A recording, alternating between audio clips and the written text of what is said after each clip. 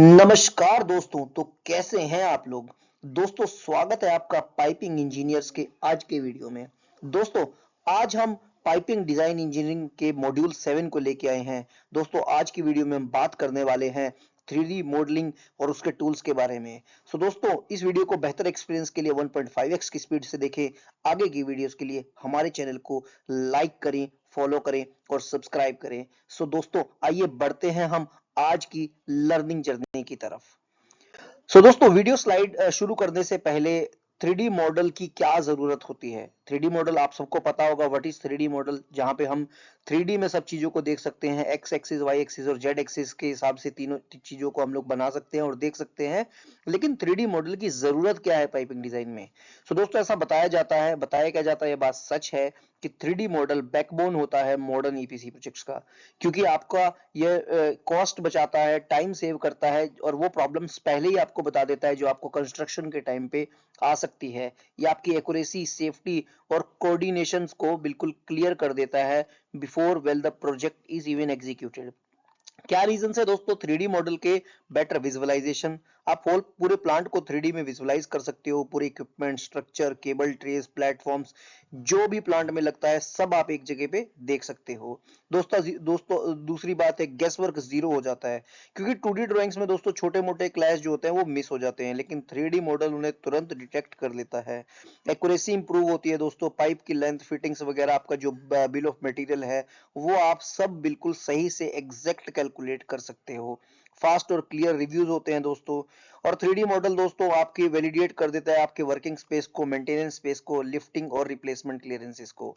3D model आप बोल सकते हो होलसम, पूरा का पूरा सिस्टम एक साथ आपको एक जगह पे मिल जाता है। और इसीलिए हम 3D मॉडल को किसी भी ईपीसी प्रोजेक्ट हो या छोटा मोटा कोई भी प्रोजेक्ट हो बनाने की कोशिश जरूर करते हैं।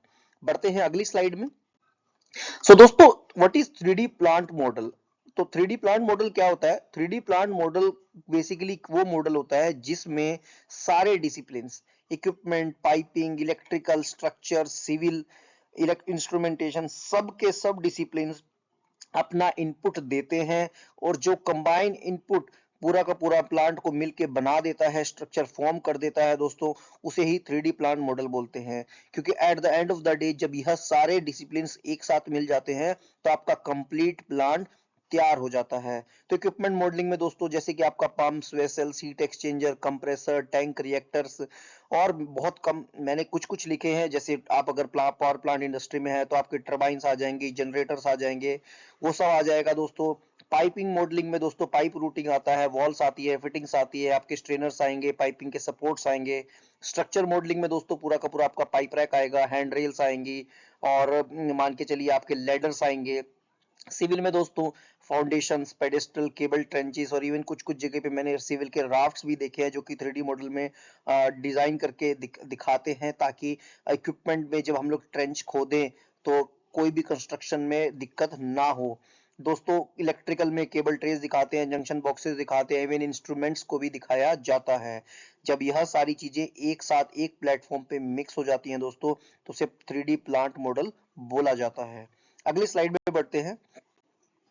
दोस्तों overview of CAD CE tools. बहुत सारे टूल्स हैं आजकल मार्केट में जो कि अलग अलग इंडस्ट्री अपने अपने सिस्टम के हिसाब से यूज करती हैं। एक चीज बता देता हूं दोस्तों, बहुत ही कॉस्टली होते हैं इन टूल्स के लाइसेंसेस। तो इसलिए कोई भी जो इंडस्ट्री है वो अपने रिक्वायरमेंट के हिसाब से ही टूल का लाइसेंस लेती है। ठीक है, ऐसा हो सकता है कि आपकी इंडस्ट्री में शायद एवेवा की 3D यूज होता हो, या फिर कहीं पे आप जाओगे SP3D होगा, कहीं पे प्लांट 3D होगा, या फिर कहीं पे PDMS आजकल यूज कर रहे होंगे। तो दोस्तों वो अलग अलग लाइसेंसेस अलग अलग अपने अपने वर्क रिक्वायरमेंट्स के हिसाब से कंपनीज लेती हैं। तो एवरीवे 3D दोस्तों oil and gas, refinery, petrochemical में यूज किया जाता है। स्ट्रॉन्ग, बहुत ही अच्छा और बेस्ट सॉफ्टवेयर है, सबसे बेस्ट सॉफ्टवेयर आजकल टाइम में सबसे ज्यादा यही यूज किया जा रहा है दोस्तों। Strong clash detection, multiple discipline integration, high accuracy होती है दोस्तों लार्ज प्लांट्स में।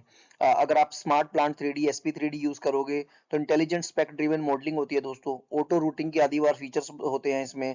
पावरफुल रिपोर्टिंग होती है और आइसोमेट्रिक का आप जनरेशन कर सकते हो। बेस्ट होता है दोस्तों जहाँ पे मेगा ईपीसी प्रोजेक्ट्स होते हैं। तो अगर बात करूं E3D और SP3D मैक्सिमम जगह पे आपको आजकल दिखता है।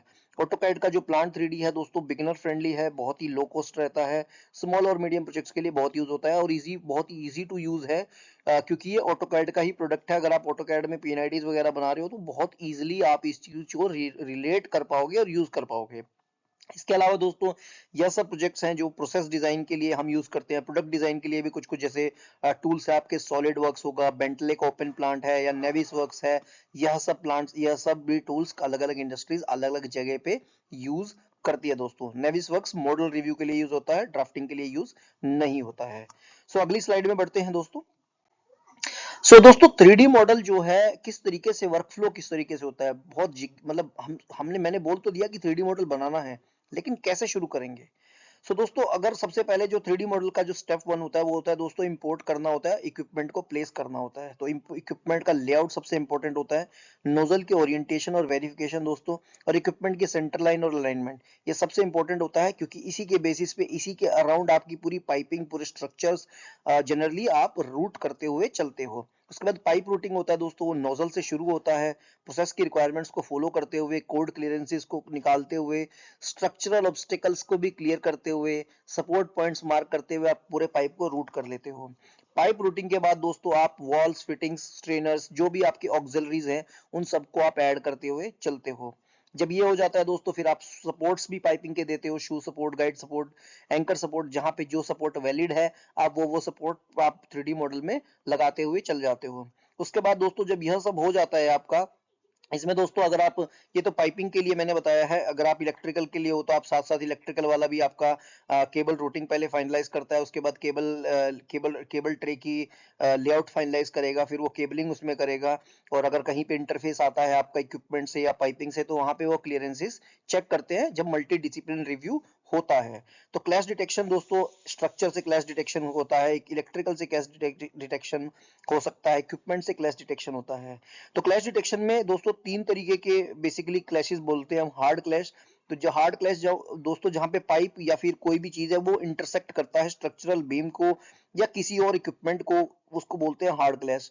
सॉफ्ट क्लैश क्या है दोस्तों कि इनफ स्पेस नहीं है पाइप और केबल ट्रे के बीच में, मतलब जैसे बहुत हल्का सा टच हो रहा है but there is a clash. Clearance clash दोस्तों, मेंटेनेंस स्पेस और वॉकवे अगर आपने ब्लॉक कर दिया तो उसको बोलते हैं क्लियरेंस क्लैश।